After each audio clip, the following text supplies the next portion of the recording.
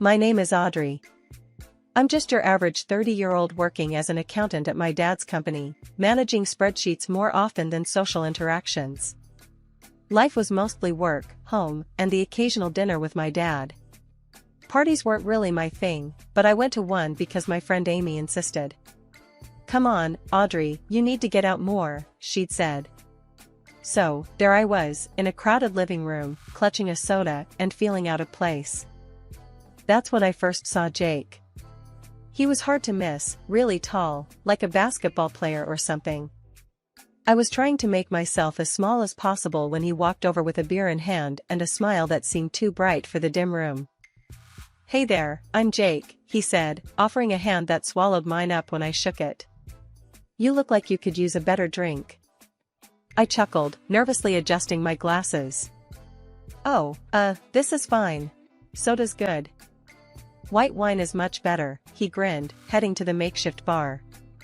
While he was gone, Amy buzzed by, whispering, "He's cute, right? And he's talking to you." Jake returned with 2 glasses of wine, handing one to me. "So, what brings you to this chaos?" he asked, gesturing around at the noisy room. "My friend dragged me here. I'm not much for parties," I admitted. "Me neither," Jake said with a laugh. "I'm just here 'cause my buddy insisted. Said I needed to mingle more, or some crap like that." We both laughed, and for the first time I felt a little more at ease. "Yeah, same here." "So, what do you do when you're not being dragged to parties?" he asked, taking a sip of his wine. "I'm an accountant. It's not exciting. Just numbers and more numbers," I explained, expecting him to lose interest. Cool. Numbers are important," he said. "I work in marketing myself. Lots of numbers there too, you know, budgets and stuff." We chatted more about work, and surprisingly, Jake made it sound like the most interesting conversation ever. We moved away from the crowd, sitting on a couch in the corner. It felt like we were in our own little bubble, laughing and talking about everything from favorite TV shows to where we grew up. As the party wound down, Jake looked at me, his eyes sincere. "I had a really good time tonight, Audrey. Can I get your number? Maybe we can go out for dinner sometime?" I was taken aback. No one had ever been interested in me like this. "Sure, that'd be nice," I said, giving him my number and feeling a mix of excitement and disbelief.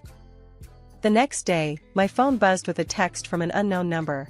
"Hey, it's Jake from the party. Wanna grab dinner tonight?" My heart did a little flip. Dinner with Jake sounded way better than sitting at home watching reruns of old sitcoms. I agreed, and that night, we met at a cozy little Italian place downtown. Jake was already there, looking casual in a fitted t-shirt and jeans. He stood up when I walked in, his smile wide. "Hey, Audrey. You made it." "Yeah, I almost chickened out," I said, taking the seat across from him. "But here I am." We ordered pasta and talked about everything under the sun, our jobs, our families, even our favorite childhood memories. Jake had a way of making me feel like the only person in the room. It was refreshing. We laughed about stupid things, like how I once accidentally wore 2 different shoes to work, and he shared stories of his worst marketing disasters. We laughed, and the night just flew by. When we finally left the restaurant, Jake suggested we take a walk. The city was quieter, and the cool night air felt good. We strolled along the river, talking about everything and nothing. It was like we'd known each other forever. Our second date was even better. Jake took me to a local jazz bar. We drank overpriced cocktails, and I even danced a bit, something I never thought I'd do. Jake was a good dancer, and his easygoing vibe made me forget all about my awkwardness. The night ended with him walking me to my door. "Thanks for the awesome night," I said, feeling a bit shy. "My pleasure," Jake replied, leaning in. Our lips met in a kiss that was surprisingly soft and sweet. It felt like the start of something real. Things moved fast after that. We spent more time together, meeting each other's friends and even our families. My dad was a bit skeptical at first, but he warmed up to Jake pretty quickly. Jake's parents were lovely, treating me like part of the family from the start. One evening, Jake and I were at his parents' house for dinner. His mom, Martha, was bustling around the kitchen, while his dad, Frank, was telling stories from his younger days. Jake was always a troublemaker, Frank laughed. Couldn't keep him still for a minute. Yeah, he hasn't changed much, I teased, nudging Jake. Hey, I'm not that bad, Jake protested, grinning.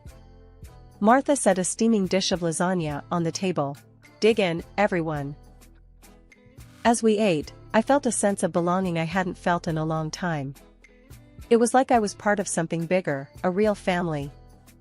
Over the next few months, we spent almost every waking moment together. He introduced me to his friends, who were a wild bunch, but they welcomed me like one of their own. We had game nights, barbecues, and even a couple of spontaneous road trips. Life with Jake was a whirlwind, but in the best possible way. He made me feel special, like I was the only woman in the world who mattered. It's been a few months since Jake and I tied the knot. The wedding was nothing fancy, but it was perfect for us. I even found myself liking how I looked in my dress, something I didn't expect. We posted pictures online, and it was nice to see everyone's happy reactions. We started off living in a small rented apartment. It was ours, and it was filled with laughter and plans for the future. But life has a way of changing when you least expect it. One evening, Jake came up to me while I was cooking dinner. He had this serious look on his face, the kind he gets when he's made a decision. Babe, I've been thinking, he started, leaning against the counter. My folks are getting on in years, and they really shouldn't be on their own anymore. What do you think about moving in with them to help out? I was surprised, but it made sense. His parents had always been welcoming to me, treating me more like a daughter than a daughter-in-law. I think it's a great idea, I said, smiling at him. Let's do it. Moving in with Jake's parents was smoother than I expected. They welcomed us with open arms, happy to have more life and energy in their old house. It felt good, being able to help them out. A few weeks into our new living arrangement, we were all sitting around the dinner table when Jake brought up something new. The house needs some serious repairs, he said. His parents nodded, looking a bit embarrassed. I was thinking, Jake continued, since Mom and Dad don't have the money to cover it, maybe we could use our savings. What do you think? I was taken aback. We weren't rich, and our savings weren't exactly a fortune. I hesitated, unsure, but before I could say anything, Martha started crying. Oh, I just hate the thought of asking you kids for help like this, but the roof's leaking and the winter's coming. Seeing her tears, I couldn't say no. Okay, I said softly. We'll figure it out, don't worry. We agreed to split the costs, but almost immediately after, Jake dropped another bomb. I got some bad news today at work, he sighed one evening, looking defeated. They're cutting back, and I've been demoted. Salaries slashed. My heart sank. So, what does that mean for the repairs? It means I can't put in my share. Not right now, he said, avoiding my eyes. So, just like that, the financial burden fell on me. Every time his parents thanked me for fixing up the house, praising how great it was looking, I felt a mix of pride and resentment building up inside me. I loved them, but the situation was straining, more than I wanted to admit. The house looked completely different. 6 months of hard work, and everything from the plumbing to the furniture was brand new. I felt a mix of pride and worry, seeing all the changes. I'd paid for everything, after all. Jake's parents insisted on throwing a dinner party to celebrate. You've done so much for us, Audrey. We can't thank you enough, Martha said as she set the table with her best china. The smell of roast beef filled the air, and laughter echoed around the newly painted walls. Halfway through dinner, however, the atmosphere shifted.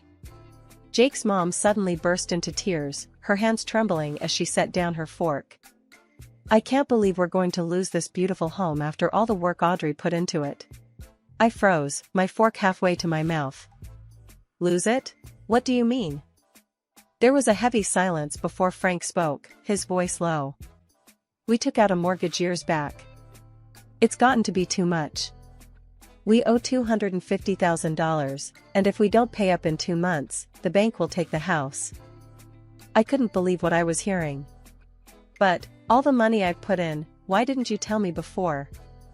We didn't want to worry you, dear, his mom said, dabbing at her eyes with a napkin. Jake put his hand on my arm, his voice urgent. Audrey, you can help us out here. Your dad, he's got the means. Maybe he could. I pulled away, feeling cornered. You want me to ask my dad for $250,000? Just like that? Look, I know it's a lot, but think about it. This house will be ours one day. It'll be yours, Jake pressed, his eyes pleading. I spent a restless night tossing and turning, the weight of the request heavy on my chest. The next morning, I called my dad. I explained everything, the debt, the renovations, the predicament. My dad listened quietly on the other end of the line. When I finished, there was a long pause. I'll help, he finally said, but I'm not just handing over the money. I want receipts, I want agreements. I'm not going to see you taken advantage of. Relief washed over me, followed quickly by anxiety about how Jake would take the news. When I told him, he was clearly annoyed. Your dad doesn't trust me, he snapped. It's not about trust, I insisted, feeling my patience fray. It's about being smart with money. It's a lot of money, Jake. We need to be careful. Jake muttered something under his breath and walked away, leaving me to wonder if we'd ever get past this. The agreement with my dad went through, and he transferred the money, all formal and documented. Jake's parents were grateful, their constant thanks grating on me as I signed papers and organized the financial rescue of their home. The whole situation left me feeling used. I began to question Jake's intentions, his love. Was it all just convenience? Marrying the daughter of a wealthy man? The doubts grew each day, festering like an untreated wound. The month following the mortgage ordeal was a blur. Just when I thought things couldn't get any worse, I got the call that changed everything. It was my Aunt Linda on the line, her voice choked with tears. Audrey, your father, he's had a heart attack. He didn't make it. Hearing that news felt like being hit by a truck. My dad was gone, just like that. The grief was overwhelming, but I had no time to process it. There were funeral arrangements to be made, relatives to inform, and a million little details to sort out. In the midst of this chaos, I came back home earlier than usual one afternoon after meeting with the funeral agency. The house was supposed to be empty, so I quietly unlocked the front door, not wanting to disturb any lingering silence with my sobs. But the moment I stepped inside, I heard voices coming from the living room. It was Jake, his mother, and his father. They didn't hear me come in. I froze by the door, my hand still on the knob, and listened. I can't believe how easy it was to get her to cough up all that cash, Jake was saying, a harsh laugh escaping him. And now, with her old man out of the picture, I'll be free. Martha's voice chimed in, sickly sweet. Just be patient, honey. We've almost got everything we wanted. We just need to handle those receipts. Jake's disgust was palpable as he replied. I'm tired of playing the doting husband. She's just so, ugh, it disgusts me. And I've got Angie waiting.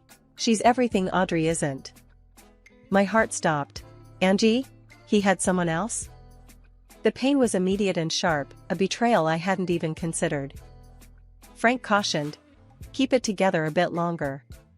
Once we get rid of those receipts, you can dump her and keep the money clean. And those receipts will be ashes soon enough, Jake snarled. I'll make sure of it. I couldn't listen anymore. The grief for my father mixed with the shock of betrayal, churning in my stomach. I slammed the door hard, making my presence known. Oh, Audrey, you're back early, Martha said, switching to her sweet old lady act so fast it made my head spin. How's everything going with the funeral plans, dear? Fine, I managed to choke out, keeping my voice steady. Everything's under control. That evening, I lay in bed, staring at the ceiling. The man I married, the family I trusted, they were nothing but con artists.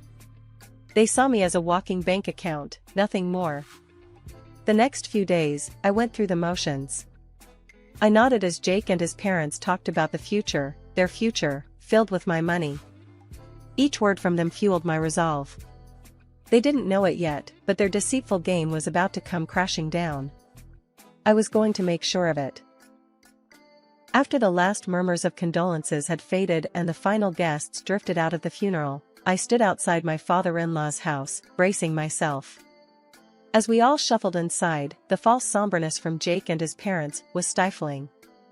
They had performed well at the funeral, their eyes brimming with crocodile tears, their hands clasped in feigned sorrow.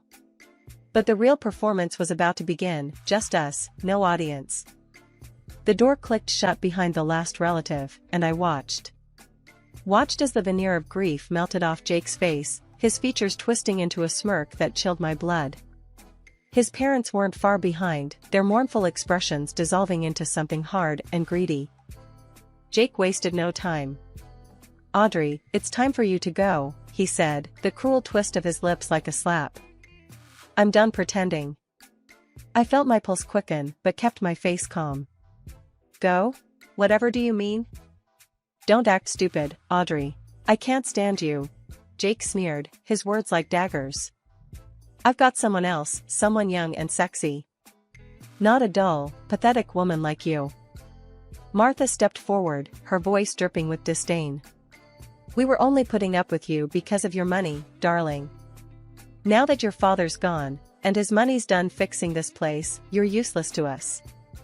Her words stung, each one a pointed thorn. "And the house? I paid for all this." I gestured around. "My money, remember?" Jake's grin grew wider. "Oh, those receipts? I found them in your dad's things, and burned them. They're gone, Audrey. Just like your money. They thought they had me cornered, thought they could discard me like trash." But I started laughing, quietly at first, then louder, my body shaking with each unrestrained burst. Tears streamed down my cheeks, not from sadness or pain, but from the sheer release of it all. They watched me, their smugness faltering into confusion. Jake's mother put a hand on his arm, her eyes wide with uncertainty. "Why are you laughing?" Jake demanded, his voice a mix of irritation and bewilderment. I wiped the tears from my face, my laughter subsiding into chuckles. "Because, Jake, you're a fool. You all are. You think you played me, but I've known about your little games from the start." Their faces turned pale, the confidence draining away as quickly as it had surged. I stood up straighter, the laughter now a weapon sharpened by truth. "And another thing," I continued, the last traces of my laughter dying down to a serious, cold calm. "Those receipts you burned? They were copies. The real ones? Safely filed away with my lawyer, along with a few other interesting documents." Jake's eyes widened, his earlier bravado crumbling. "What do you mean? What documents?" "Oh, you'll see," I said, a slow, knowing smile spreading across my face. "You'll all see very soon." As I left them standing there, stunned and silent, I knew the battle was just beginning. But it was a battle I was now ready to fight, armed with the truth and nothing left to lose. That evening, I drove to my dad's house, a place that now felt more like a sanctuary than ever. As soon as I settled in, I rang our family lawyer, Mr. Clarkson. "I need you to draft a preliminary request for the return of the $250,000 and send it to them. It's time they face the consequences," I said, my voice steady but filled with a resolve that had been forged in betrayal. Mr. Clarkson agreed without hesitation. "I'll take care of it immediately," he assured me, and true to his word, the letter was sent out the next day. A few days later, Jake called me, his voice frantic. "What's this letter we got? Why are you threatening us with court?" he stammered. I kept my cool, despite the satisfaction that pricked at me, hearing him squirm. "This is something we should discuss in person. I've asked Mr. Clarkson to handle it." "Meet me at his office," I said, and hung up before he could reply. The meeting was set, and when Jake and his parents walked into Mr. Clarkson's office, the air was thick with tension. They looked like trapped animals, eyes darting, looking for an escape that wasn't there. Mr. Clarkson wasted no time. As per the receipt your son signed when he accepted the $250,000 from my client's father, he began, his voice firm and commanding. There is a clause which stipulates that the lender reserves the right to demand repayment at any time. We are exercising that right now. Jake's face went white, his parents too, their earlier arrogance washed away by fear. But we don't have that kind of money right now, Jake pleaded, his voice cracking. That's not my client's concern. You entered into a legally binding agreement, and we expect it to be honored. Mr. Clarkson continued, his gaze unwavering. The desperation was palpable as Frank chimed in. Please, can't we work something out? We'll do anything. Mr. Clarkson and I exchanged a brief look before he answered. The only acceptable resolution here is for you to transfer the title of your house to my client, as compensation for the unreturned loan. Otherwise, we will see you in court. The words hung heavy in the room. Finally, seeing no other option, Jake and his parents nodded reluctantly. Mr. Clarkson slid a prepared contract across the table. Sign here, he instructed, his tone indicating no room for further discussion. With trembling hands, they signed the document, officially transferring ownership of the house to me. The house that I had unknowingly paid for, the house that was supposed to be a symbol of familial unity but had become a battleground of deceit. Later, I filed for divorce from Jake. It was uncontested, he knew he had no footing to challenge anything after everything that had happened. Standing in the doorway of the house that now legally belonged to me, watching Jake and his parents leave with their belongings, a smile spread across my face. Not out of malice, but liberation.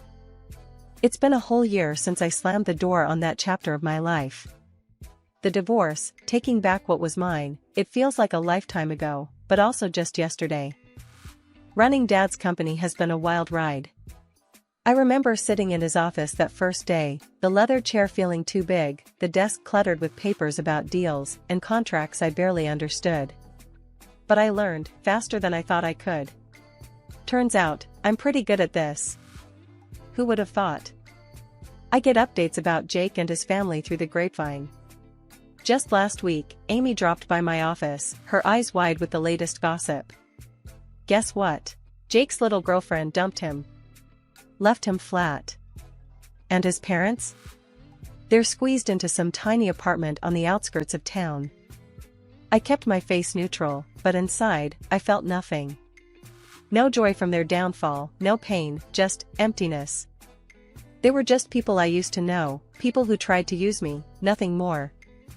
Really? Well, life goes on, doesn't it? I responded, turning back to the spreadsheets on my desk. Audrey, aren't you even a bit happy? After all they did? Amy prodded, leaning against my desk. I looked up, met her gaze squarely. Amy, I'm too busy for schadenfreude. Running this company, keeping Dad's legacy alive, that's my life now. What happens to Jake or his parents, it doesn't matter to me anymore. Amy nodded, pushing off from the desk. You're better than I am then. I'd be throwing a party. I laughed, but it was short-lived. No parties. There's too much work to do. Have you seen the Henderson proposal? I'm thinking we should counter with. Always business with you. Amy teased, but she was smiling. All right, boss lady, I'll let you get back to it. After she left, I leaned back in my chair, looking out the window at the cityscape below. I thought about Jake and his parents, crammed into that tiny apartment. A part of me wondered if I should feel something, some sort of triumph, but there was nothing. The phone rang, snapping me out of my reverie. It was Marcus, our head of sales. Audrey, have you got a minute? There's a bit of a situation with one of the suppliers. On my way, I said, standing up. Problems, solutions, growth, losses, my days were full of these. And I loved it. The challenge, the rush of sealing a deal, the satisfaction of seeing my employees motivated and pushing forward. This was where I was meant to be. I thought I'd always be the quiet, reliable accountant in the background. But life had a funny way of pushing us into the unknown, into battles we never thought we'd fight.